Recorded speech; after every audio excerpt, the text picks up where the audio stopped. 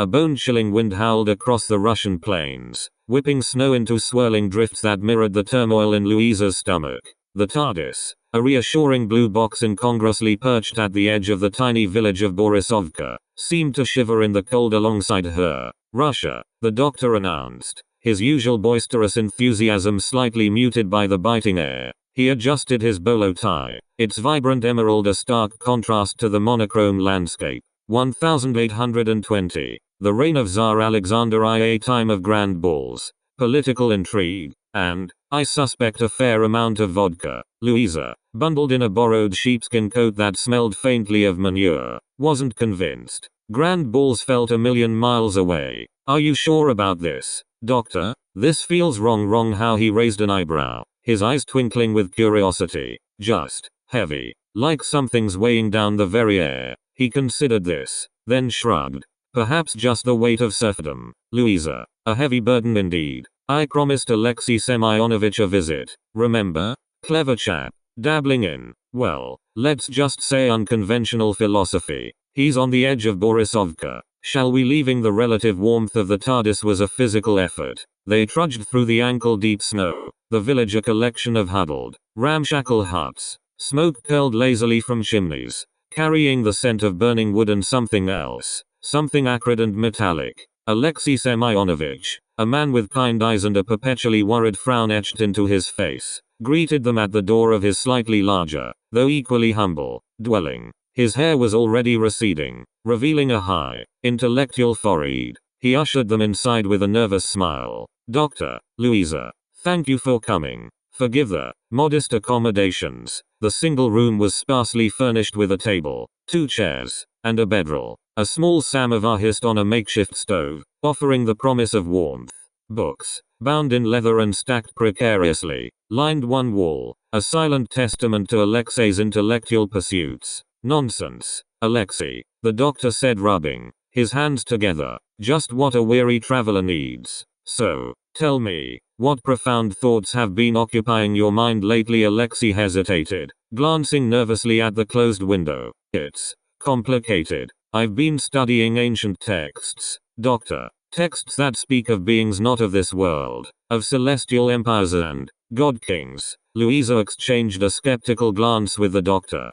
He, however, seemed fascinated. God-kings, you say? Fascinating. Do these texts mention anything about stone-headed entities? He asked, a subtle urgency creeping into his voice. Alexei's eyes widened. How did you know? They are described as monolithic, almost carved from granite, immensely powerful, eternally bound to their god-king. Before either could elaborate, the ground trembled, the samovar rattled on the stove, and the window panes vibrated. A low, guttural roar echoed across the plains. Louisa gasped. What was that? Alexei paled. I don't know. It doesn't sound natural. The doctor strode to the window, peering out into the gathering dusk. His face was drawn, his brow furrowed. It's them, he muttered, barely audible. They've found him.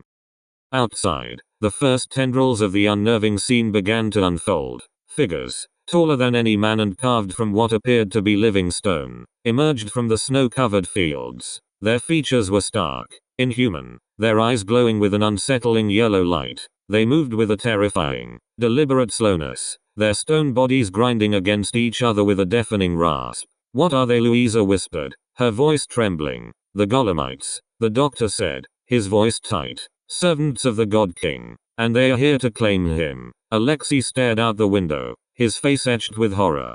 Claim who? Who are they looking for? Before the doctor could answer, a Golemite, closer than the rest, stopped before Alexei's house. Its head, a grotesque carving of a predatory bird, swiveled slowly, its glowing yellow eyes fixing on the window. A voice, deep and resonant as the rumble of an earthquake, filled the air, emanating not from its mouth but seemingly from the very stone that comprised its being. He is here. The God King has returned. We sense his essence. A wave of fear washed over Louisa. She instinctively moved closer to the doctor, seeking his protection. He is not here, Alexei shouted, trying to inject defiance into his voice. You are mistaken. Leave this place. The Golemite remained unmoved. It raised one massive, stone hand, its fingers like granite pillars. The ground trembled again. The Tsar serfs are of no consequence. We will take him. The doctor grabbed Louisa and Alexei, pulling them away from the window. We need to move. Now he led them to the back of the house,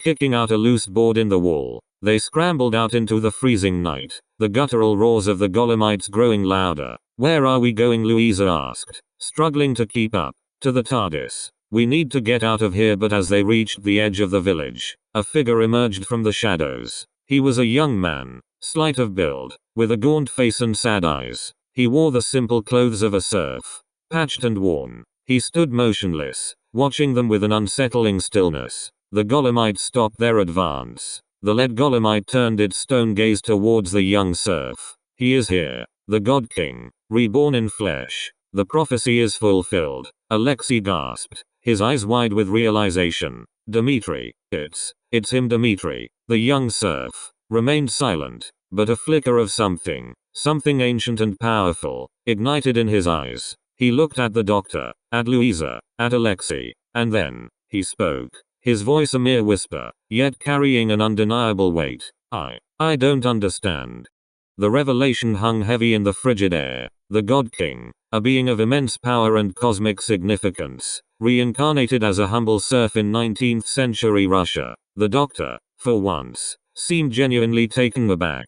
Dmitri, you're saying, you're the God King? Louisa asked, her voice barely audible above the howling wind. Dmitri shook his head, confusion etched on his face. I am just Dmitri, a serf. I work the land. I know nothing of God Kings, but the Golomites, Alexei stammered, his mind struggling to comprehend the situation. They wouldn't lie. The doctor stepped forward, his eyes fixed on Dmitri. They wouldn't lie, but they might be mistaken, or perhaps misinterpreting. Let's just say there's a lot we don't understand yet. The Golomites began to advance again, their stone bodies scraping against the frozen ground. He denies his destiny, the lead Golomite intoned. He is still weak, consumed by the mortal shell. We will break the chains of his amnesia. He will remember his power. The doctor pulled out his sonic screwdriver, its familiar hum cutting through the night. I suggest you stay back. I'm quite attached to this particular version of Russia, and I'd hate to see it overrun by granite giants. He pointed the screwdriver at the Golomites, but nothing happened. Blast it. The energy dampeners. They are blocking the sonic screwdriver's frequency. These Golomites are more advanced than I thought. He looked at Louisa and Alexei. We need to get Dmitri out of here. Now. The TARDIS is our only hope. But Dmitri remained rooted to the spot, staring at the approaching Golomites with a mixture of fear and something else. Something akin to longing. They feel familiar, he whispered, his voice trembling, like a distant memory, a forgotten dream. The Golomites reached him. One of them extended a massive stone hand towards Dmitri. Come, God King. Return to your rightful place. The Empire awaits. Dmitri flinched, but he didn't move. He looked at the doctor, his eyes pleading. Help me. I don't want this. The doctor grabbed Dmitri's arm,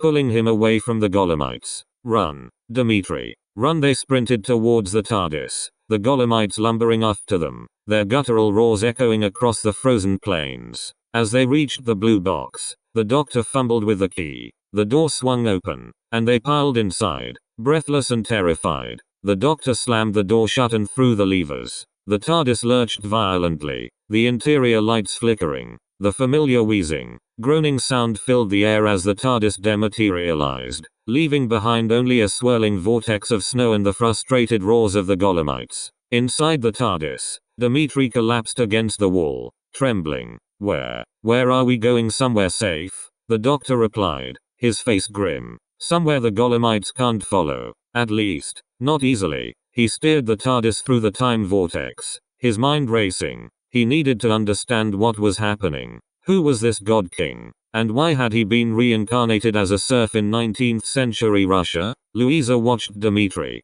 her heart filled with compassion. He was just a young man, caught in a cosmic game he didn't understand. She knelt beside him, offering a comforting hand. It's going to be all right, Dmitri, she said softly. We'll figure this out. Dmitri looked up at her, his eyes filled with confusion and fear. But I don't want to be a God King. I just want to be Dmitri. I just want to be free. His words hung in the air, a lament for a life he never asked for, a burden he didn't want to bear. The fate of the universe, it seemed, rested on the shoulders of a simple serf who longed only for freedom.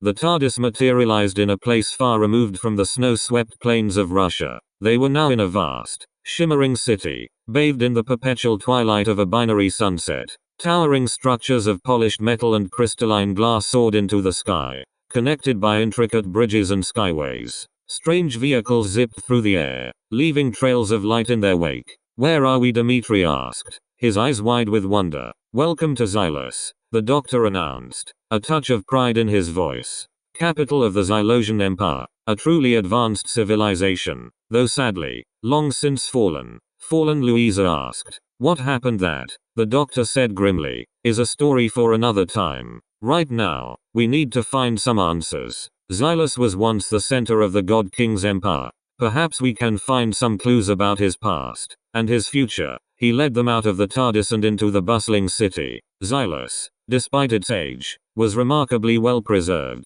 Holographic advertisements flickered on the sides of buildings, and robotic vendors offered strange and exotic wares. "This place is incredible," Louisa said, marveling at the alien architecture. "Indeed," the doctor agreed, "but also dangerous. The Golemites could find us here. We need to stay vigilant." They made their way to the city's central archive, a vast repository of knowledge that housed countless data pads and holographic records. The doctor, using his sonic screwdriver, bypassed the security systems and gained them access to the restricted section. "Here," he said, pointing to a holographic display. "The history of the God Kings. Let's see if we can find something about Dimitri's predecessor." He tapped on the display, and a series of images and text scrolled across the screen. They saw depictions of the God King in his prime, a powerful and majestic figure wielding energy weapons and commanding vast fleets of starships. They saw images of him leading his empire to conquest, conquering planets and subjugating alien races. Dimitri watched the images with a growing sense of horror. This is what I was? A conqueror? A tyrant? History is often written by the victors, Dimitri, the doctor said cautiously. There's always another side to the story. But as they delved deeper into the archives, the picture that emerged became increasingly bleak. They learned of atrocities committed in the God King's name, of entire civilizations wiped out in the pursuit of galactic dominance. Louisa was horrified. This is awful. How could someone do such things? The doctor sighed. Power corrupts, Louisa. Absolute power corrupts absolutely. The God King may have started out with good intentions, but somewhere along the line, he lost his way. Dimitri sank to the floor, his head in his hands. I can't be this person. I won't be. He looked up at the doctor, his eyes filled with desperation. Is there any way to stop this? To break the cycle? The doctor hesitated. There might be, but it would require a great sacrifice. The doctor led them to a hidden chamber within the archives, a place known as the Altar of Remembrance. It was a circular room, bathed in a soft, ethereal light. In the center stood a pedestal, upon which rested a crystal orb. This, the doctor explained, is a device that allows you to access the memories of your past lives, to see what you were, what you did, and what you can become. He looked at Dimitri. It's a risky procedure. The memories of the God King are vast and powerful. They could overwhelm you, consume you, but if you can integrate them, understand them, you might be able to break the cycle of reincarnation and choose your own destiny. Dimitri hesitated, his face pale. What if I can't? What if I become the God King again then? The doctor said somberly. We'll have a problem. Louisa placed a hand on Dimitri's shoulder. You're not alone, Dimitri. We're here for you. We'll help you through this. Dimitri took a deep breath and stepped towards the pedestal. He reached out and touched the crystal orb. A wave of energy surged through him, and his eyes glazed over. He began to tremble, his body convulsing. The chamber filled with images and sounds from his past lives. The roar of battle, the cries of the oppressed, the weight of a galaxy on his shoulders. He saw himself as the God King, a powerful and majestic figure, but also a lonely and tormented one. He saw the moments of triumph and the moments of despair, the acts of kindness and the acts of cruelty. He saw the consequences of his actions, the suffering he had caused, the lives he had destroyed. The memories flooded him, overwhelming him. He cried out in anguish, his voice echoing through the chamber. Stop. Make it stop. Louisa rushed to his side, trying to pull him away from the pedestal. But it was too late. He was already lost in the labyrinth of his past lives. The doctor watched helplessly as Dmitri struggled against the tide of memories. He knew that the fate of the universe hung in the balance. If Dmitri succumbed to the darkness,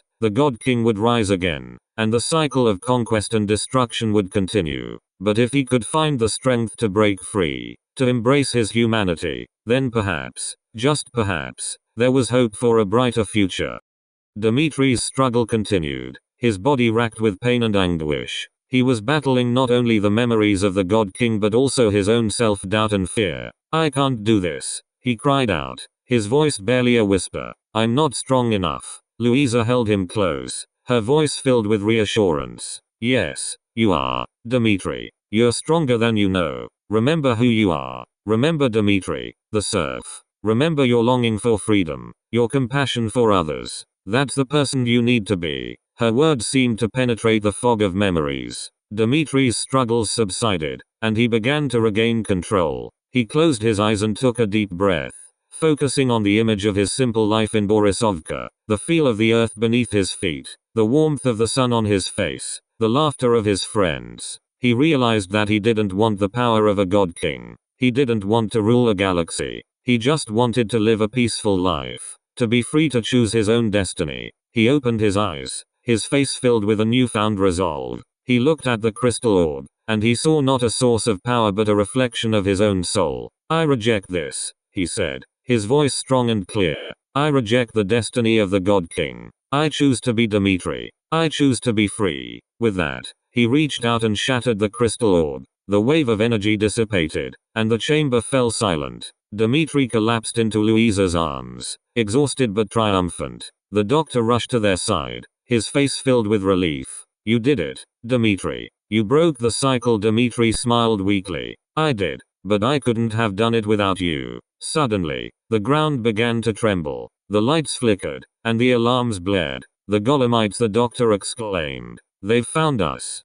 The Golomites stormed into the chamber, their stone bodies shattering the ancient walls. The lead Golomite, its eyes glowing with fury, advanced towards Dmitri. "You cannot escape your destiny, God King. We will not allow it." The doctor stepped in front of Dmitri, brandishing his sonic screwdriver. "You're too late. He's broken the cycle. He's no longer the God King." The Golomite ignored him. It raised a massive stone hand, ready to strike. But then, Dmitri stepped forward. He stood tall, his eyes filled with courage. "I am not the God King," he said, his voice resonating with newfound power. "I am Dmitri, and I will not be controlled." He raised his hands, and a surge of energy emanated from him. It was not the power of a God King, but something different, something pure. The energy struck the Golomites, causing them to falter. Their stone bodies began to crumble. "What is this power?" the lead Golomite roared in disbelief. "The power of freedom," Dmitri replied.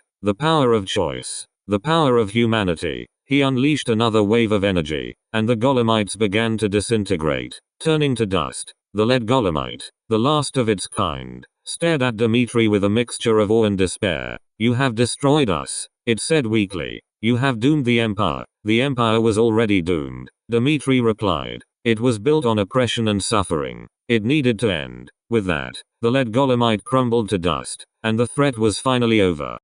The doctor, Louisa, and Dmitri stood among the ruins of the altar of remembrance, watching as the last vestiges of the Golomites faded away. "It's over," Louisa said, her voice filled with relief. "It's finally over." "Indeed," the doctor agreed. "Dmitri, you've done something truly remarkable. You've not only saved yourself but also potentially prevented countless suffering in the future." Dmitri smiled, a genuine smile that radiated warmth and hope. "I couldn't have done it without you.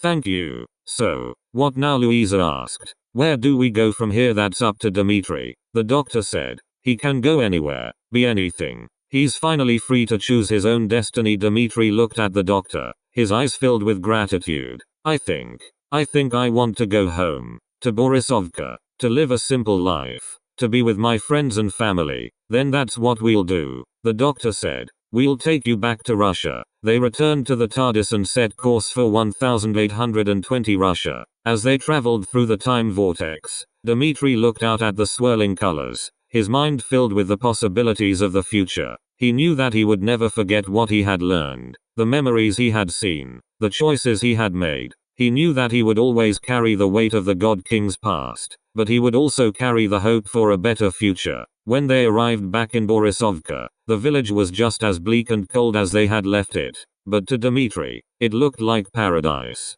He stepped out of the TARDIS and took a deep breath of the crisp, winter air. He looked at the snow-covered fields, the huddled huts, the smoke curling from the chimneys. This was his home. This was his life. And he wouldn't trade it for anything. He turned to the doctor and Louisa, his eyes filled with gratitude. "Thank you," he said. "For everything." The doctor smiled. "You're welcome, Dmitri. Now go. Live your life. Be happy." Dmitri nodded and walked towards the village, leaving the TARDIS behind. The doctor and Louisa watched him go, their hearts filled with hope. They knew that he would face challenges in the future, but they also knew that he was strong enough to overcome them. As Dmitri disappeared into the village, Louisa turned to the doctor. "What do you think? Will he be alright?" The doctor smiled. "He'll be more than alright, Louisa. He'll be free." He stepped back into the TARDIS, his eyes twinkling. "Now then, where to next? I hear there's a fascinating tea party happening in Victorian England." The TARDIS dematerialized, leaving behind only the crunch of snow and the faint echo of a serf's laughter. The wind still howled, but now, it carried a hint of hope, a whisper of freedom, and the promise of a new dawn.